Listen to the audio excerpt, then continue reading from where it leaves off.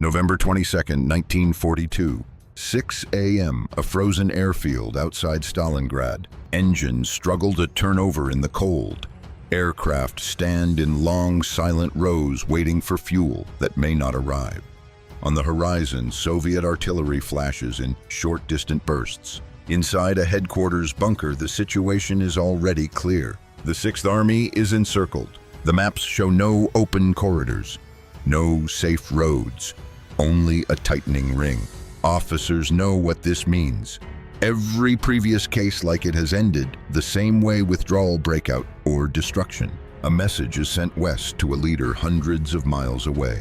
The reply comes back quickly: hold the city, do not retreat, relief will come. At this moment, the decision sounds resolute, even confident.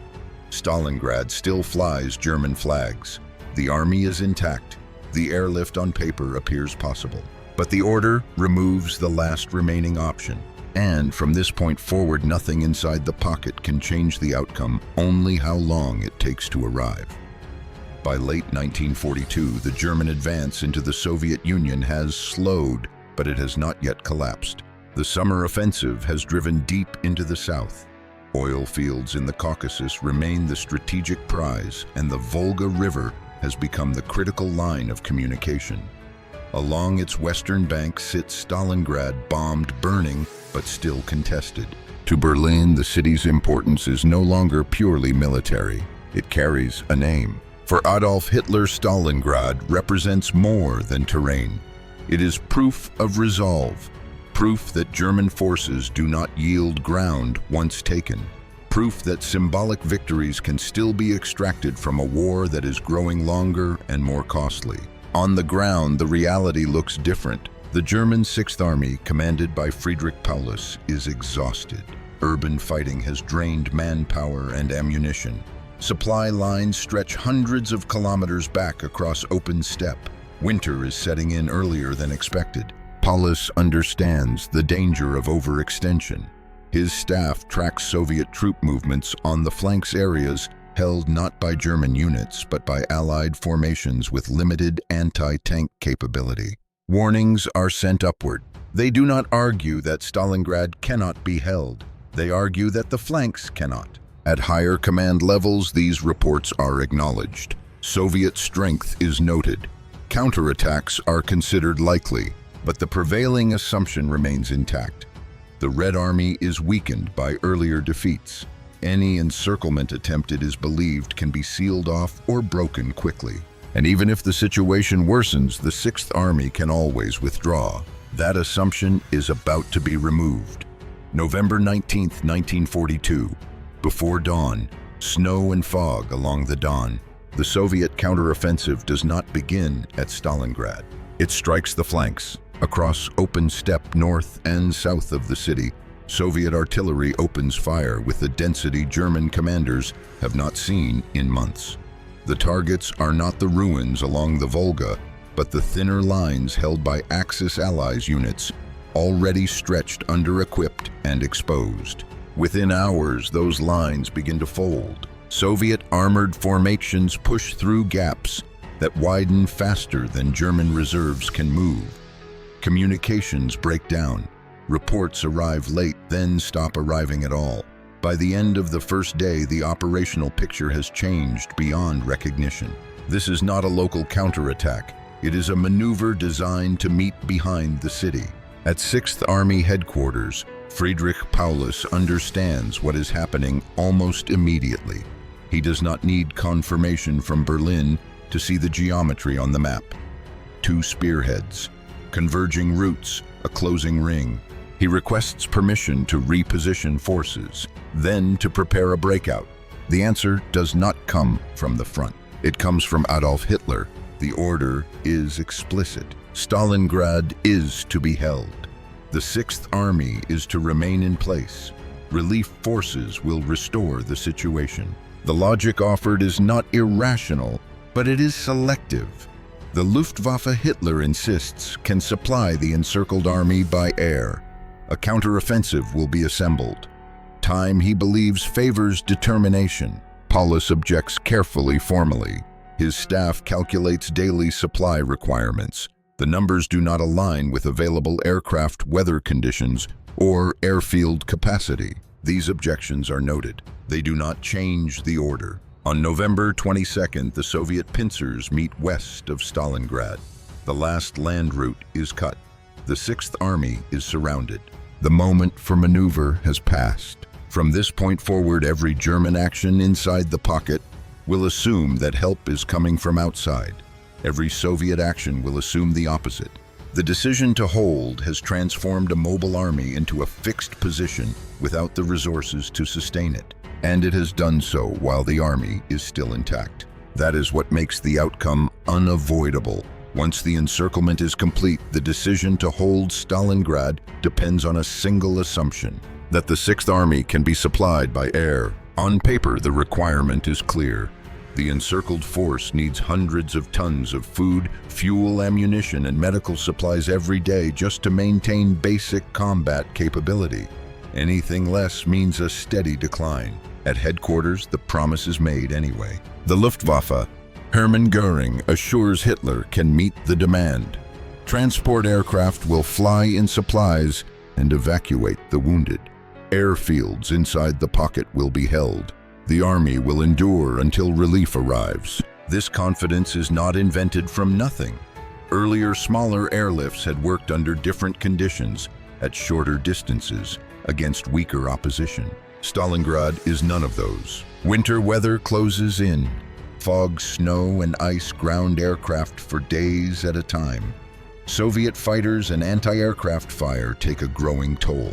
Each lost transport plane removes not just supplies, but the ability to deliver future supplies. Inside the pocket, the effects are immediate. Rations are cut. Fuel is reserved only for essential movements. Artillery fire slows, then becomes selective. The wounded begin to accumulate faster than they can be evacuated. Paulus reports the shortfalls precisely. Tonnage delivered versus tonnage required. The gap widens with every passing week. The response from Berlin does not change. The airlift is reinforced on paper. More aircraft are promised than can actually fly. More tonnage is projected than can be delivered through snowstorms and Soviet fire. The decision to hold Stalingrad has now become dependent on logistics that do not exist. But acknowledging that would mean revisiting the original order, and that is no longer an option. Because by now, the Sixth Army's ability to break out has been consumed by cold, by hunger, and by the assumption that endurance will be rewarded. What was once a temporary measure has become a permanent condition. The pocket shrinks, time does not stop, and the airlift, which was meant to preserve the army, begins to determine how it will die. By January 1943, the reality inside the pocket is no longer debated. It is measured. Temperatures fall well below freezing. Soldiers burn furniture, ammunition crates, anything that will catch just to stay alive through the night. Frostbite spreads faster than replacement boots. Horses are slaughtered for food. Then nothing remains to slaughter. The Soviet command does not rush. They compress. Artillery tightens its range. Infantry advances methodically, block by block, ruin by ruin.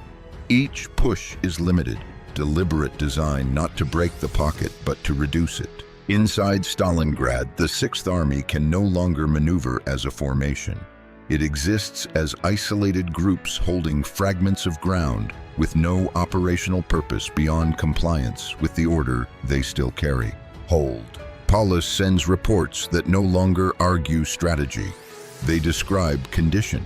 Ammunition counted in rounds, rations counted in days, wounded who cannot be moved. The response from Berlin shifts in tone but not in substance. There is talk of honor, of endurance, of standing firm as an example. Promotions are announced. Paulus is elevated in rank not to give him authority, but to remind him of expectation. No German field marshal, he is told, has ever surrendered.